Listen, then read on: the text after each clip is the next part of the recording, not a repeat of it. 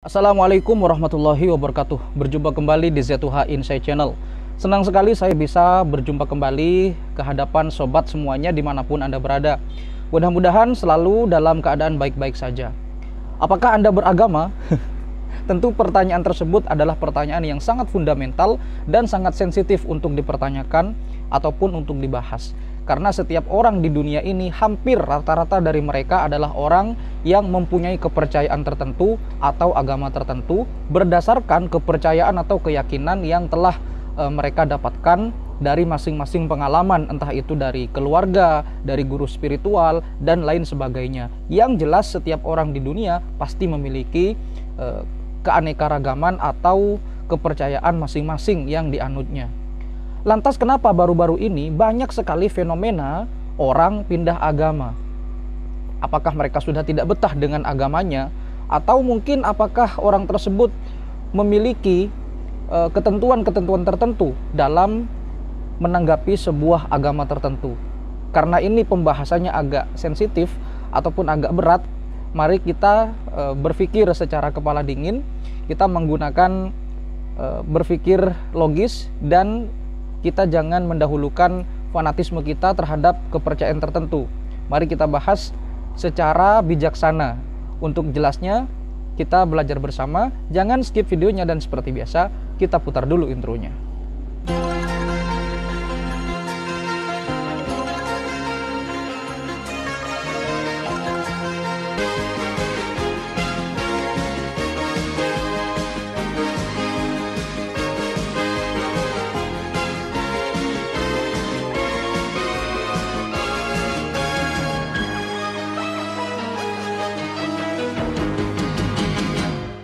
Kenapa banyak orang pindah agama?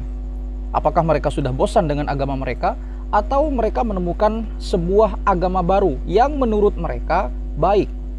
Atau dalam tanda kutip, apakah mereka menemukan sebuah keyakinan yang memang betul-betul sesuai dengan yang ada pada diri mereka?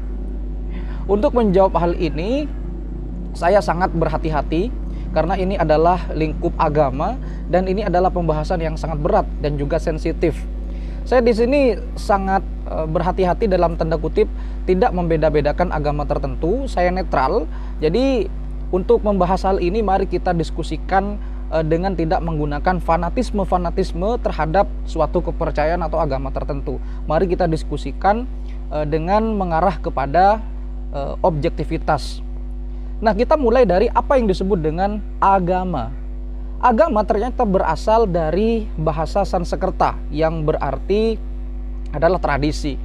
Jadi dalam agama sudah pasti ada tradisi-tradisi tertentu yang pastinya berbeda antara satu agama dengan agama yang lain atau kepercayaan tertentu di dunia ini dalam ruang lingkup beribadah kepada Tuhan ataupun melakukan sebuah hubungan antara hubungan manusia atau hubungan secara sosial dan juga hubungan secara ketuhanan. Dalam kepercayaan Islam disebut dengan hablum minannas, kepercayaan ataupun hubungan kepada manusia, dan juga hablum minallah atau hubungan kepada Tuhan atau Sang Pencipta. Nah, kenapa orang sekarang banyak fenomena pindah agama? Walaupun tidak semua, tetapi rata-rata di kalangan selebritis tentunya itu banyak orang dari mereka yang pindah agama. Sebetulnya kalau kita tarik sejarah, maka kita akan menemukan fenomena-fenomena yang mirip seperti yang ada pada belakangan ini. Contohnya saja fenomena yang dulu terjadi ketika zaman Nabi Ibrahim.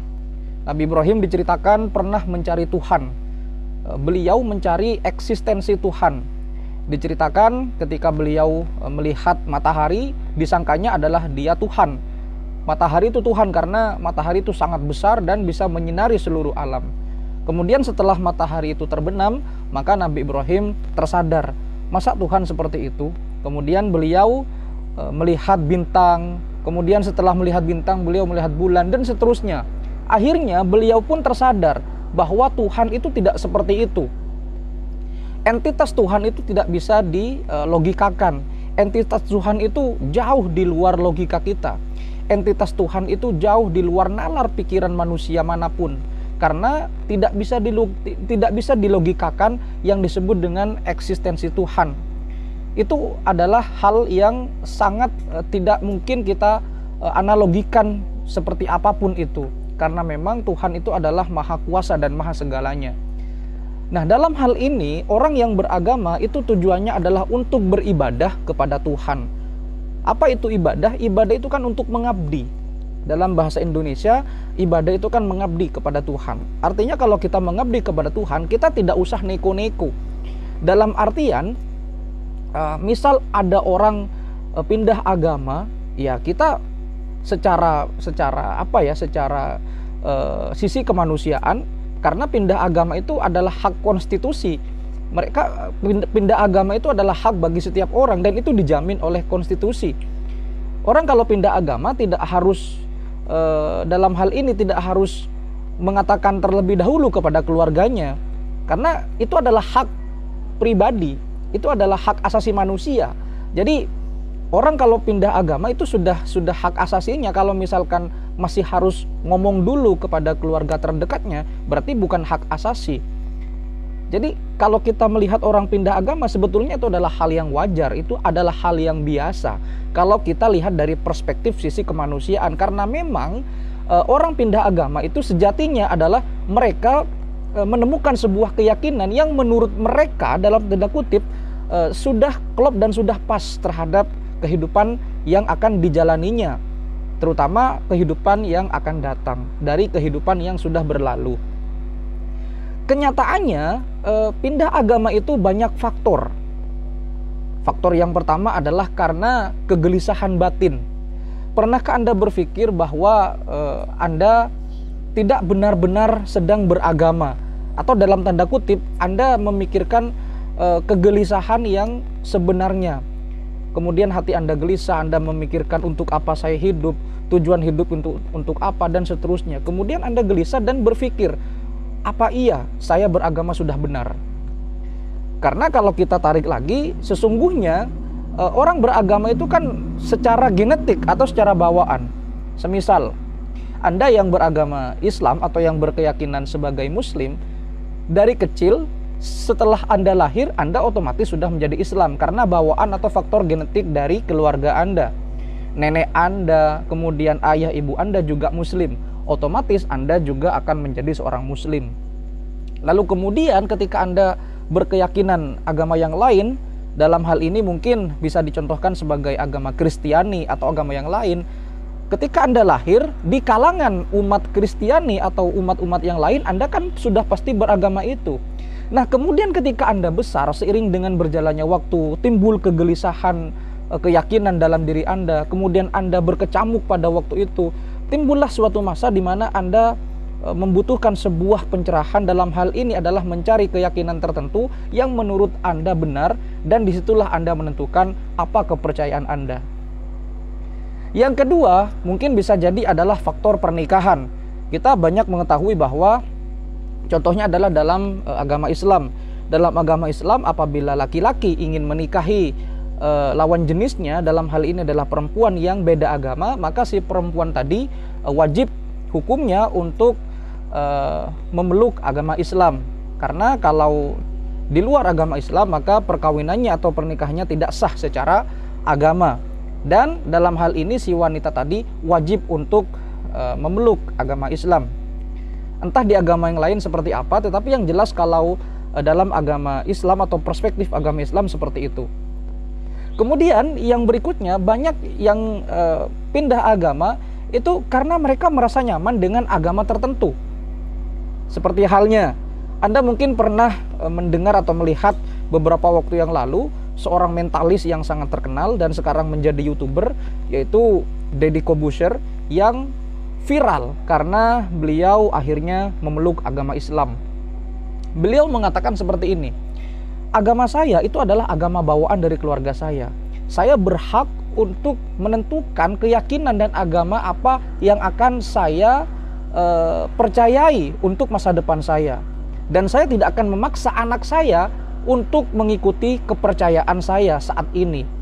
Itu adalah kata-kata Deddy Corbuzier dulu ketika beliau awal-awal masuk Islam atau pindah agama Islam dari agama sebelumnya. Jadi kejadian atau fenomena ini itu membuat kita menjadi tahu bahwa sebetulnya agama itu adalah nyaman. Jadi kalau misalkan Anda suatu saat menemukan sebuah kenyamanan dari sebuah agama atau apapun itu namanya, Anda berhak untuk menentukan sikap, untuk menentukan apa keyakinan yang menurut Anda itu adalah benar. Jadi seperti itu.